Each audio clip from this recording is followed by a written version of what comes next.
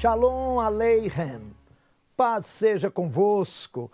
Como é bom poder estar aqui de novo para trazer a palavra de fé, de esperança, de alegria.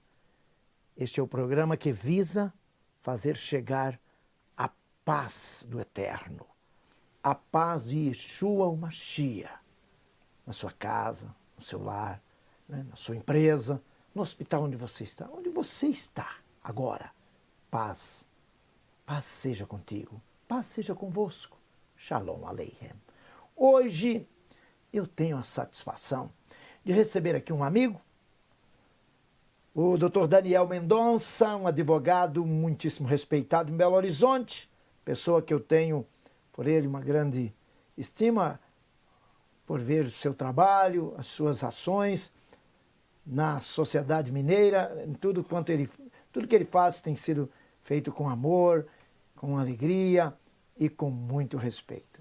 Portanto, receber-te hoje aqui, meu caro, é muita alegria. Muito bem-vindo, Daniel, a este programa, e que a glória de Deus seja contigo.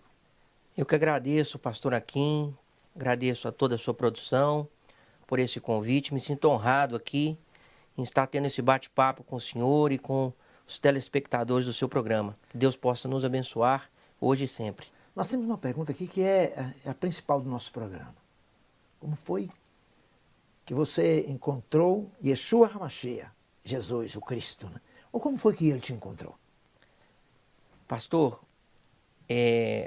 para responder a essa sua pergunta, eu tenho que me reportar à minha amada mãe, que se chama Helena Mendonça. Ah, Helena Mendonça. Helena Mendonça. Ah, você chama Daniel Mendonça. Daniel Mendonça. A sua mãe é Helena Mendonça. Helena Mendonça, pastor. É que meu filho é Daniel Mendonça. Também. E a minha esposa se chama Helena Mendonça. Olha que grata coincidência, né, pastor? Maravilha. Sim. Então, pastor, na verdade, eu fui criado desde o nascimento no Evangelho. E quando minha mãe me concebeu, ela frequentava a Terceira Igreja Batista, ali no bairro Santa Efigênia. E me recordo muito do pastor João Alceu. João Xavier. Isso, João Leão. João Leão, perdão. João Leão. João Leão Xavier. Isso, João Leão Xavier. E, inclusive, o filho dele é muito conhecido, um instrumentista famoso, o Enéas, Sim. né?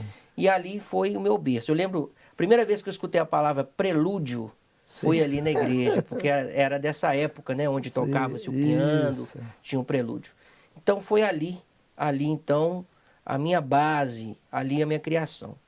Depois, posteriormente, eu, já na minha adolescência, para a maioridade, eu frequentava a igreja metodista congregacional. Metodista congregacional localizada até hoje, localizada ali no bairro Floresta. Hoje é o pastor... agora não me falha a memória, pastor. Sim. O pastor que... É o pastor atual. Atual. E ali foi realmente o momento principal da minha vida, que foi o batismo. Eu me batizei aos 16 anos de idade. Inclusive, batizei com outros irmãos em Cristo, que depois tornaram-se pastor. Muito bom. E foi um verdadeiro encontro com Deus ali naquela igreja, que Mas inclusive quando você me abençoou nasceu, muito. sua mãe já era crente em Jesus. Minha mãe já era crente em Jesus. Glória a E Deus. ali, então, eu participava, né, dos cultos desde pequeno. Eles brincavam comigo, pastor, na igreja, terceira igreja, me apelidaram de Laranjinha.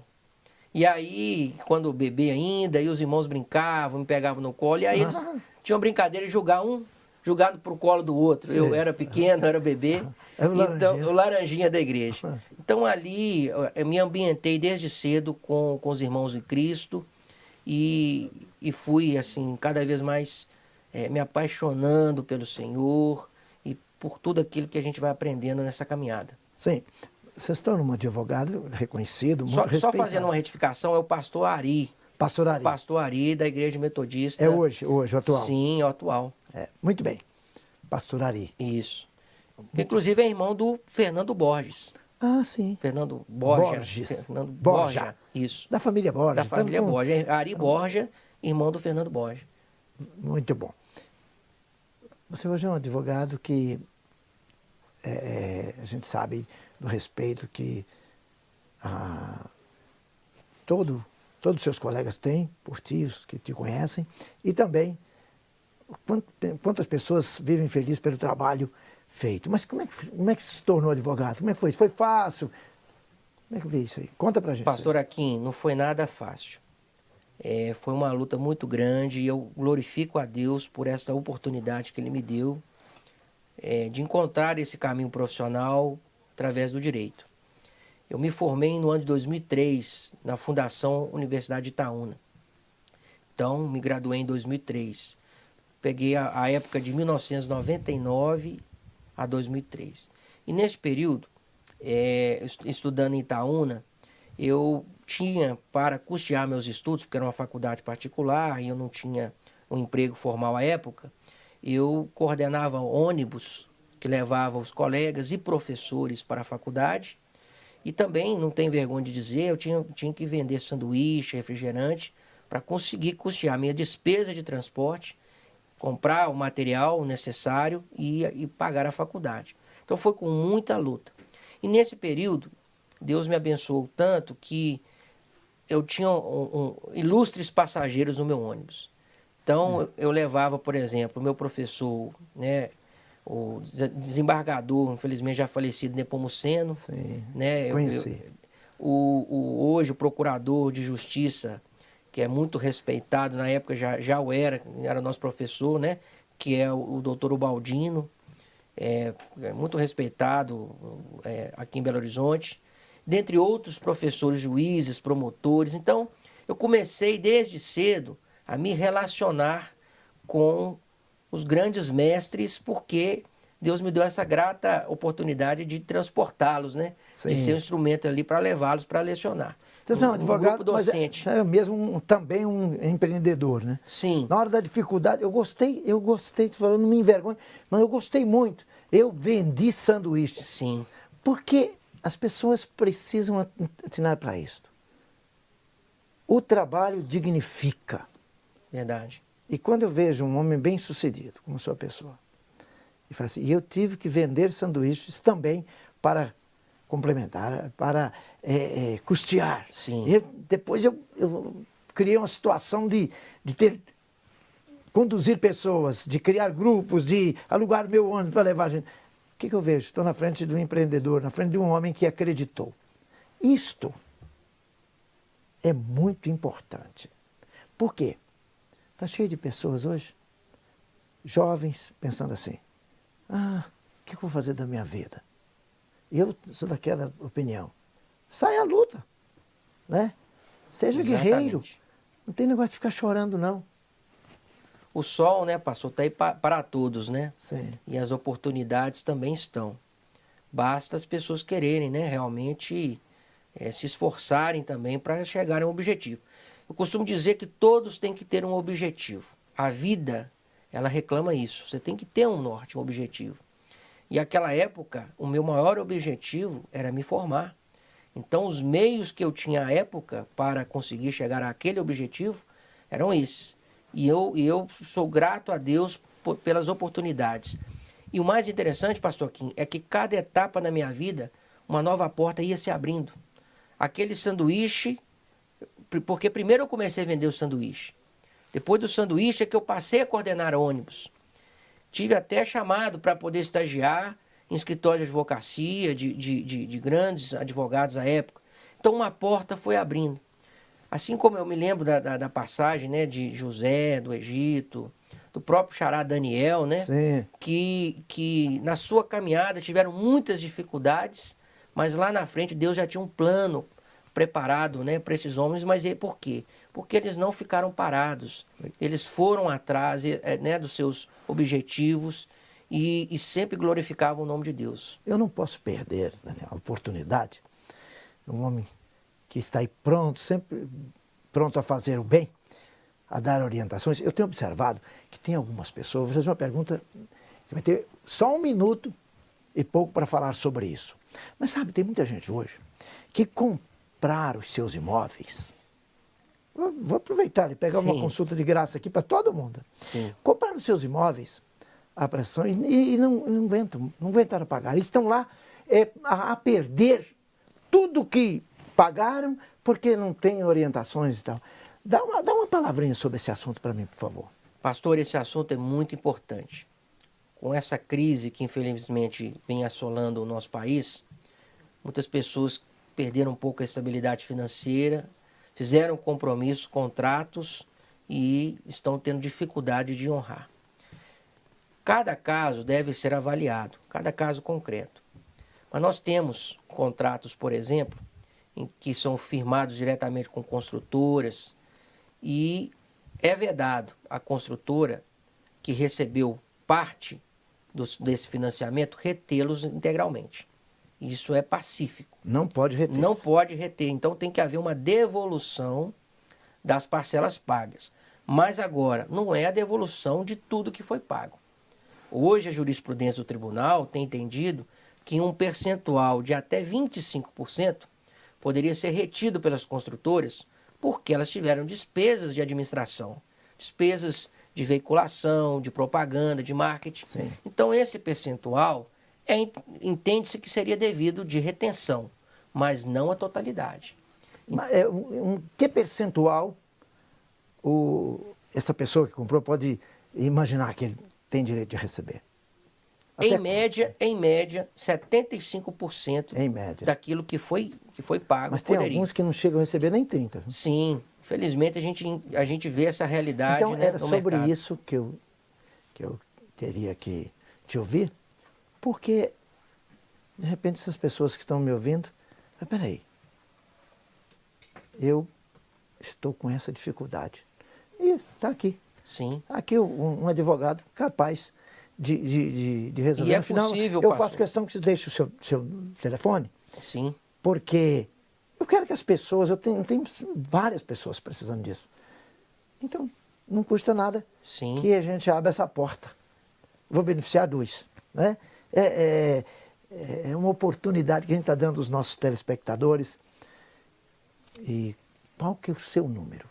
A pessoa, se desejar falar com o Dr. Daniel. Pode ligar diretamente, eu vou passar o número do meu celular, Ok. que já fala direto conosco, também é o WhatsApp. Ok. O DDD é 31 e o número é 98518-1852. Ok. Que está aí na tela e as pessoas podem ver. Ok? Ô, Dr. Daniel, agora você tem 45 segundos para evangelizar. Vai fazer a gentileza de olhar para aquela câmera e dizer para os nossos amigos o que eles precisam fazer para ter sucesso, para serem vitoriosos na vida. Meus queridos, meus amados irmãos, eu não diria que temos que fazer mirabolâncias para obtermos sucesso. O primeiro passo é ter fé em Deus, porque Ele já te capacitou.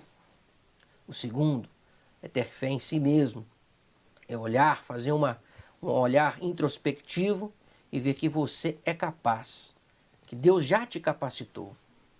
E o terceiro é o id. Tudo na vida tem o id. Você deve ir traçar um objetivo e lutar por esse objetivo. Os meios, você orando a Deus, pedindo a Deus sabedoria, o Espírito Santo, Ele te dará e você utilizará dos meios necessários para chegar a um objetivo.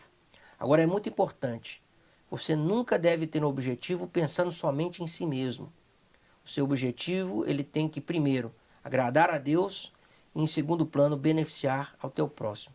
Assim, Deus vai te prosperar, Deus vai honrar a sua caminhada e eu tenho certeza, meu amado irmão, que Deus vai abrir as portas e você terá o sucesso. Muito bem, muito bem. Muito obrigado. Que a glória do Amém. Eterno esteja com a tua vida abundantemente. Muito obrigado pela sua presença. Eu que agradeço, pastor. Deus Muito obrigado. abençoe. Amém. E você não sai daí. Fique aí, porque eu vou voltar daqui a pouco para trazer a palavra de Deus.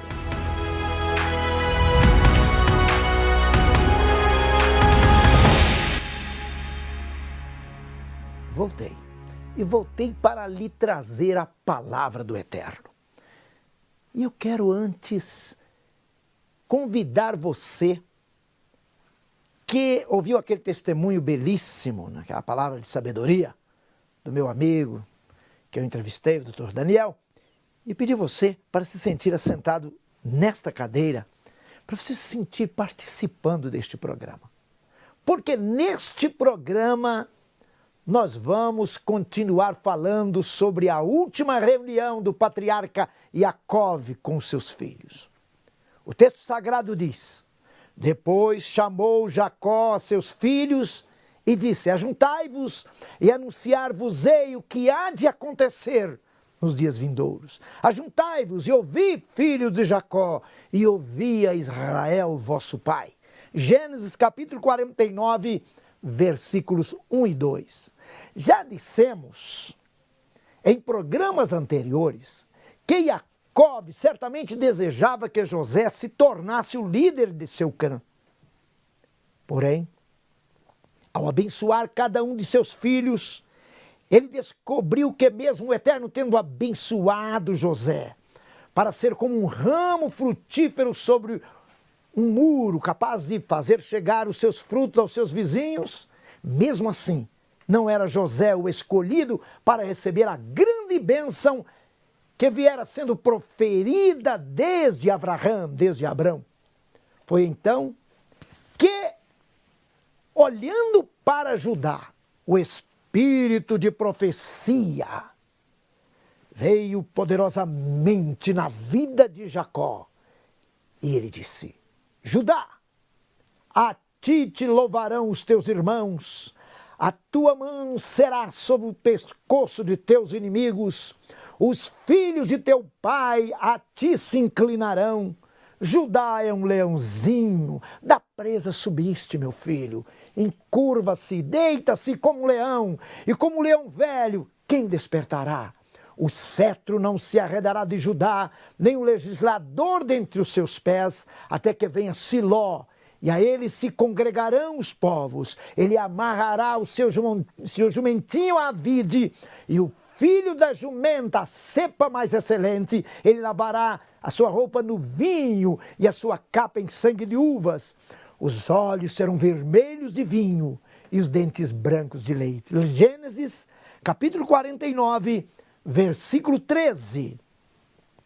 Seria muito bom se pudéssemos deter num estudo profundo sobre as palavras proféticas de Jacó e então ver o que ele falou para cada um de seus filhos. Mas nosso objetivo agora é apenas identificar o caminho por onde passou a semente, essa semente que temos falado já em vários programas, semente que vai pisar a cabeça da serpente. Para tal, temos de nos deter em alguns pormenores na vida de homens escolhidos por Elohim, para que através deles acontecesse a trajetória da semente. Faz-se também necessário observar uma palavra, Shilo, em hebraico, ou Siló, como está escrito em nossas Bíblias. Essa palavra tem uma ligação essencial com a profecia de Jacó, dada a Judá. Como está claro no texto de Gênesis 49, de 8 a 13. Judá foi filho de Jacó, separado pelo Eterno para através dele e de sua descendência, a semente percorrer o seu caminho por entre o povo escolhido. Sobre Judá foi dito: o cetro não se arredará de ti, Judá, nem o legislador dentre os seus pés, até que venha Siló. Siló ou Silo é uma palavra que muitos estudiosos procuram explicar seu significado. Mas, na verdade, não há muita dificuldade para entendermos o que o Espírito do Eterno estava a dizer, quando usou o patriarca Jacó para dizer: o cetro não se arredará de ti, Judá, nem o legislador de seus pés, até que venha Siló. E aí eles se congregarão os povos. Na verdade, Jacó estava falando de quem? Estava falando do Mashiach, do Messias. De quem? De Yeshua, é claro. Na verdade, Jacó foi revelado que na tribo de Judá haveria uma dinastia forte que governaria Israel até que viesse Siló. Siló, portanto, neste contexto, tem um significado de aquele a quem pertence por direito, aquele que tem o direito de reinar sobre todos os povos.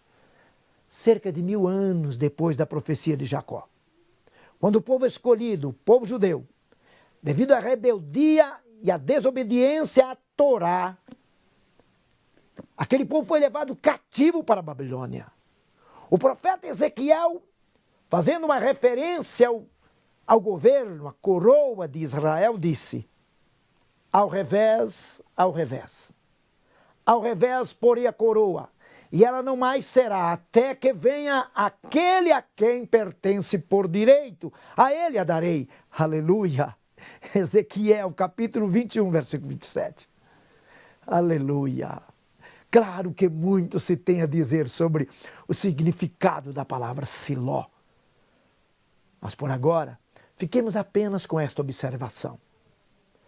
Notório aqui é salientar mais uma vez que a semente prometida em Gênesis 3,15 fez sua trajetória através de Judá e que a escolha dos homens que vemos seus nomes destacados nas páginas de Bereshit é para nos mostrar a trajetória da semente. O Eterno, portanto, reservou a Jacó o privilégio de, pela primeira vez, após a promessa ser feita lá no Éden, pela primeira vez, Jacó, olhando para Judá, fez referência à semente que esmagaria a cabeça da serpente. Jacó explica com uma palavra, Shilo ou Siló, o porquê de tanto cuidado divino em nomear uma tribo, nomear um povo, Judá, como o homem que por ele passaria a semente. Mas Judá quando jovem cometeu um erro grave. Ele se casou com uma cananita. Olha o texto. E aconteceu no mesmo tempo que Judá desceu de entre os seus irmãos e entrou à casa de um homem de Adulão, cujo nome era Ira, e viu Judá ali a filha de um homem cananeu, cujo nome era Sua, e tomou-a por mulher e a possuiu. Bereshit, ou Gênesis, capítulo 38, 1 e 2. Judá com esta mulher gerou 3 filhos, Onã e Selá. Judá, ele gerou esses filhos e pôs os nomes significativos. Nós não vamos mencionar o significado dos nomes agora. Apenas dizer que era rebelde e Deus o matou. Conforme o levirato, segundo a qual a mulher viúva que não tinha filhos devia casar-se com o irmão do seu marido morto, para que o nome do seu ex-marido não fosse apagado da história, assim Onã teve que casar com aquela mulher. Tamar tornou esposa de Onã, mas não querendo que nascesse-lhe um filho e fosse registrado o nome de seu irmão, que havia morto, aquele homem, Onã, impediu que Tamar se engravidasse. E Deus o matou também. Então, Judá falou com sua nora, Tamar, vai para a casa de seu pai, fica lá, até se entregar, e não, ou melhor, não se entrega a homem algum, até que eu lhe entregarei Selá, que está pequeno, ele cresça e você vai se casar com ele, para perpetuar o nome dos irmãos dele que morreram. Mas Judá não cumpriu o que prometeu. Judá não deu seu filho Selá em casamento a Tamar, o que foi uma maldade. Ah, sim, um ato de maldade. Isso trouxe sérios problemas.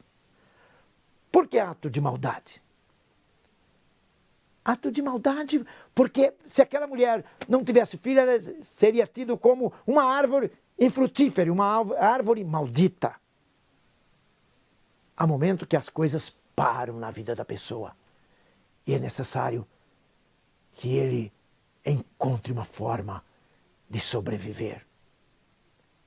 Aquela mulher iria se envelhecer sem filhos, iria se envelhecer como uma árvore imprestável. Era assim naquele tempo. Entre outras coisas, ela seria tida como amaldiçoada. Tamar então, ela tomou uma decisão. Ela não foi prostituir por ali. Ela se guardava na casa de seu pai. Mas como Judá não quis dar o seu filho Selar para que ele casasse com ela, então ela se fingiu de prostituta. Naqueles tempos, uma mulher que não gerasse filho era tida como uma amaldiçoada. Tamar não se deu à prostituição. Ela aguardava que Judá cumprisse sua promessa. Como Judá não quis mesmo mandar que Selá se casasse com ela, então ela se fingiu de prostituta. Diz o texto sagrado, então ela tirou de sobre si os vestidos de sua viuvez, cobriu-se com véu, envolveu-se, assentou-se à entrada das duas fontes que estão no caminho de Tina, porque via que Selá já era grande e que ela não lhe fora dada por mulher. E vendo-a Judá, teve-a por uma prostituta, porque ela tinha coberto o seu rosto, dirigiu-se a ela no caminho e disse, vem, peço, deixa-me possuir-te, porquanto não sabia que era sua nora. E ela disse, que darás a mim para possuir-me? Gênesis 38, 14 a 16. Não era que Tamar era prostituta, a Bíblia diz que ela fingiu de prostituta. E ele disse, eu te enviarei um cabrito do rebanho. E ela disse, dar-me-ás um penhor até que eu envies. Então ele disse, que penhor te darei?